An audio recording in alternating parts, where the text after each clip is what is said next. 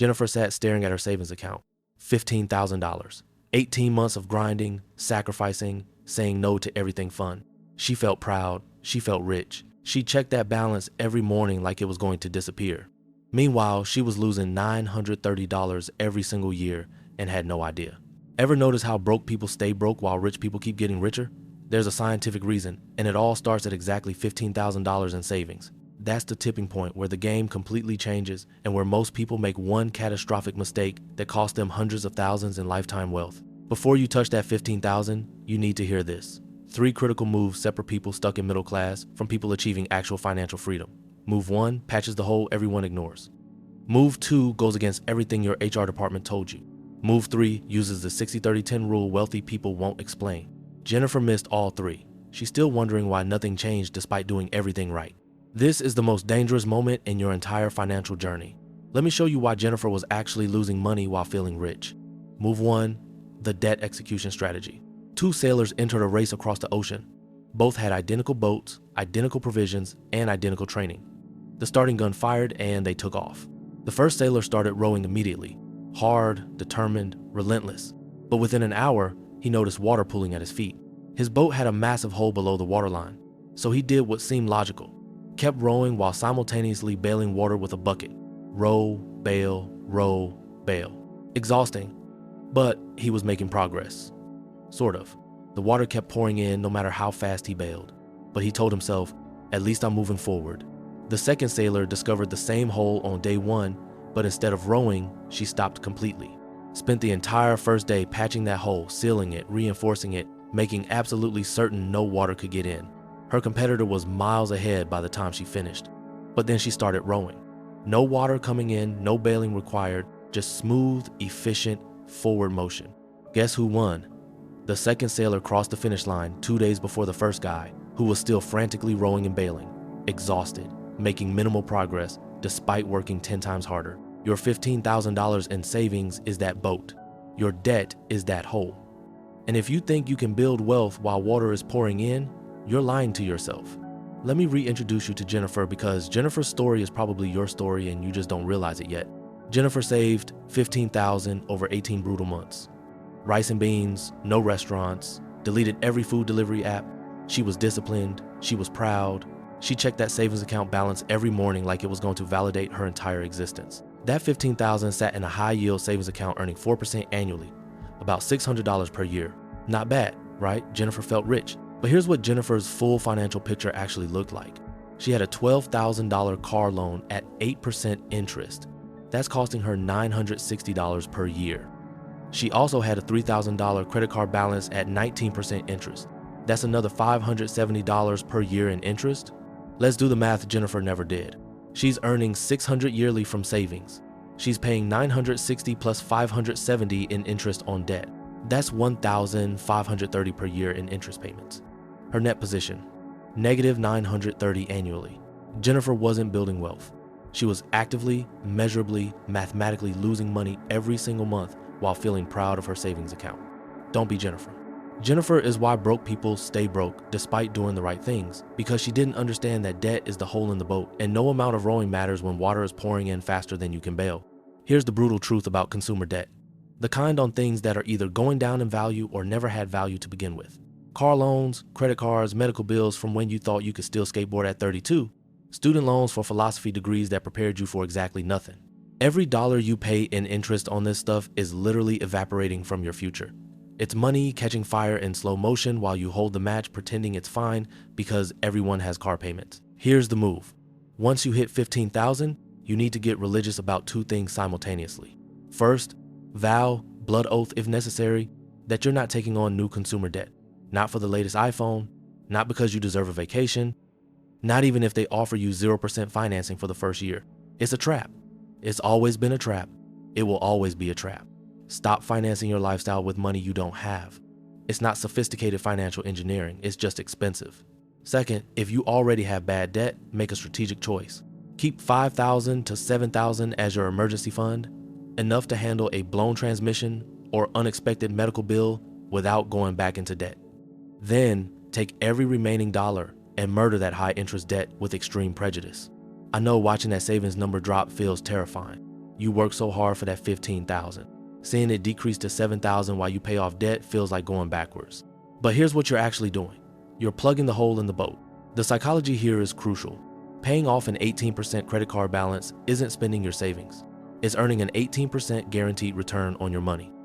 Show me a savings account offering that. Show me a stock market investment that guarantees 18% returns with zero risk. It doesn't exist. But paying off that credit card, that's exactly what you're getting. A guaranteed 18% return. Think about it differently. That $3,000 credit card balance at 19% is costing you $570 yearly. If you use $3,000 from savings to eliminate it, you've just given yourself a $570 annual raise that compounds every single year forever. That's $570 this year, $570 next year, $570 every year after that. Money that was disappearing into interest payments, now staying in your pocket. The less debt you have on depreciating assets, the easier literally everything else becomes. Your cash flow improves, your stress decreases, your ability to invest aggressively increases. You're not bailing water anymore, you're just rowing. This isn't about being debt-free before you start investing. Mortgages on appreciating real estate, that's different math. Low-interest student loans for degrees that actually increase your earning power, arguable. But consumer debt, credit cards, car loans on depreciating vehicles, financing furniture and electronics, that's the hole. Patch it first, then row. The boat race isn't won by who starts rowing first, it's won by whoever stops water from pouring in. Patch your hole, then we'll talk about the next moves. Move 2, the Olympic training mindset. 2 people signed up to run a marathon. Both had identical starting fitness levels, identical work schedules, and identical excuses for why they couldn't train properly.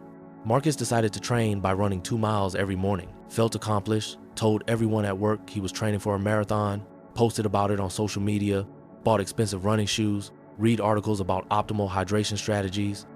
He was doing everything right, checking all the boxes, following the basic advice. Race day arrived. Marcus barely finished, nearly died around mile 18, walked most of the last 8 miles, took 3 months to physically recover. The marathon destroyed him because he confused activity with preparation. Kesha started the same way, 2 miles daily, but after 2 weeks, she pushed it to 5 miles, then 8, then 12. Every time she hit a plateau, she increased the distance. People told her she was obsessed. You're going to burn out, they warned. Live a little, 2 miles is fine. You don't need to be extreme about this. Race day. Kesha finished strong, barely winded, ready to sign up for the next race. She trained like her life depended on it because she understood something Marcus never figured out. The race doesn't care about your intentions or your excuses, it only cares about your preparation. This is exactly what's happening with your money right now, and most people are Marcus. Let me introduce you to the real Marcus and Kesha because their financial stories are more important than their imaginary marathon. Both make $60,000 annually. Identical incomes, identical starting points, completely different outcomes. Marcus puts 5% into his 401k because that's what the HR lady told him to do during new employee orientation while he was still trying to figure out where the bathroom was. He gets the company match. He feels responsible. He feels like an adult. He's following conventional retirement planning advice.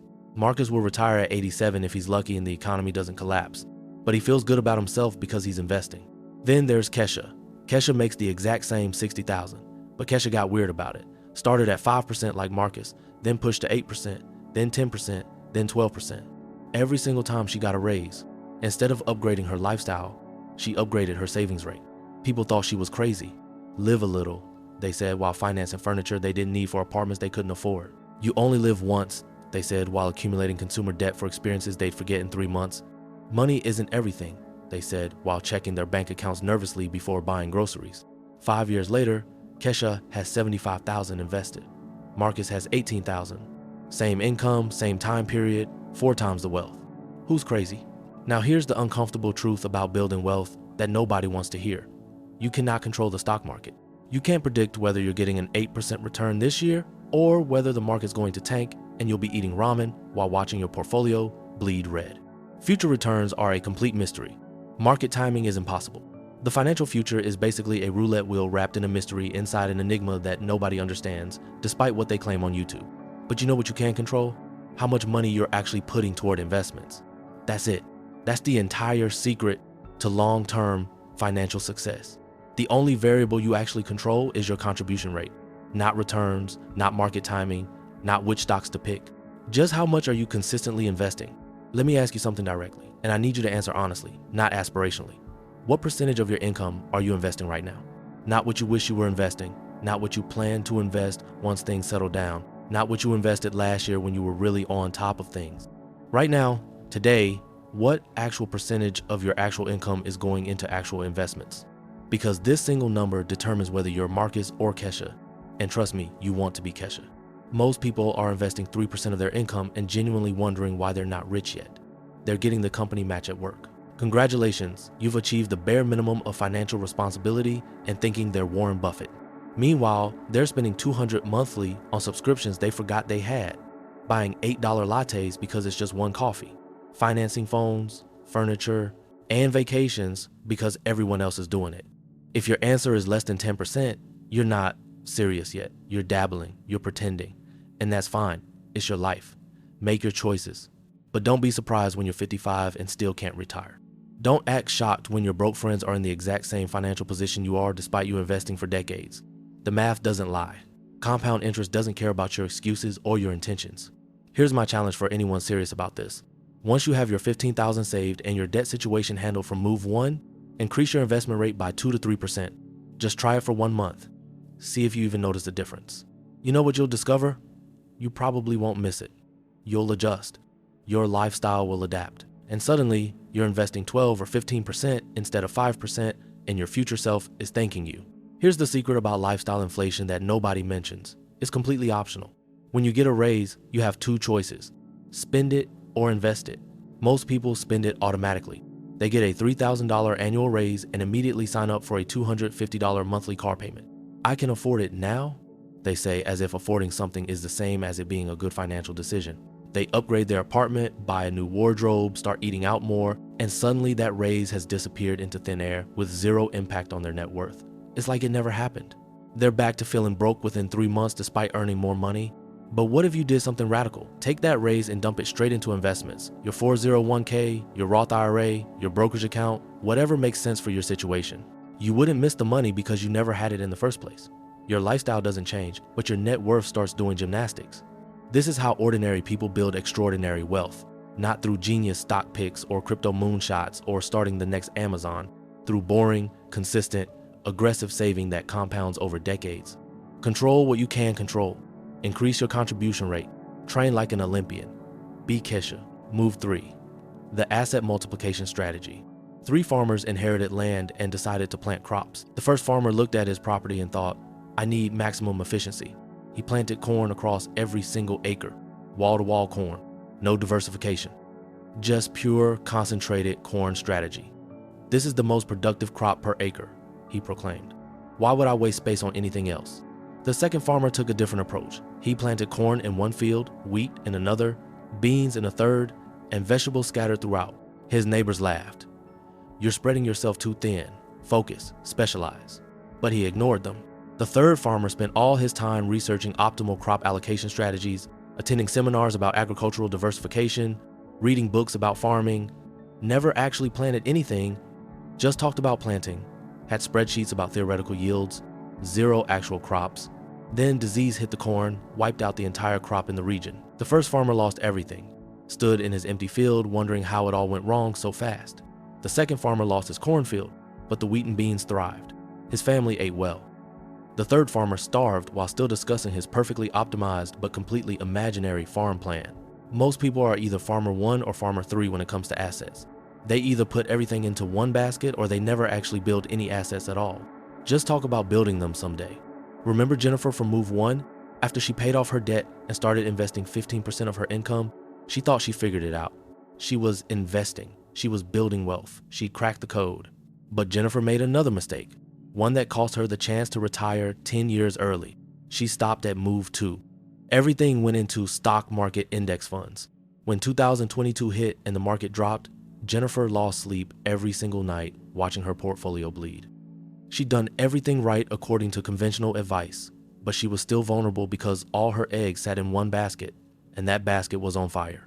Your net worth has 2 sides: assets, what you own, and liabilities, what you owe. Move 1 nuked the liability side. Move 2 increased your contribution rate.